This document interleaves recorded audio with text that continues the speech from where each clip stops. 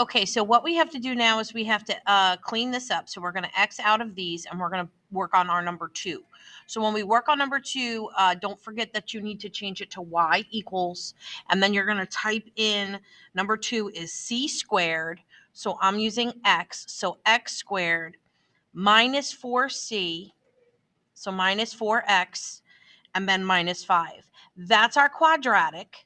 And we know this because it starts with an x squared. And I'm going to pull this down a little bit. When you see this, look, these are the important pieces. So I'm going to click on these so that we can write them down on our paper. So our x-intercepts are on the x-axis. That's at -1, 0, and at 5, 0. That's kind of pretty.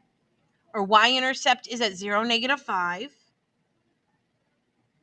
And our vertex is at 2, -9.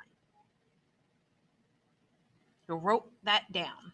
Then we're going to go to the second equation, and don't forget the y equals, and the second equation is linear, 2c plus 2, so I need 2x plus 2. Don't forget to make your color the same so that you can see where they cross.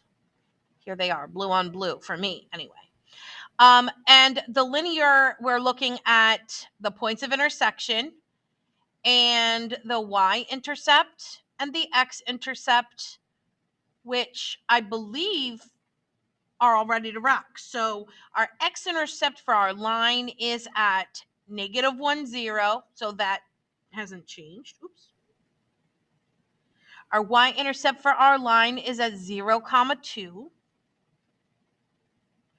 And the points of intersection, they intersect at -1, 0. That's where the quadratic and the linear come together right here at this point, -1, 0. And the second one all the way up here is at 7, 16. Now keep in mind that we are going to use these points, and don't forget the 0, 2 for your y-intercept. We're going to use these points to plot and then answer the question for our inequality.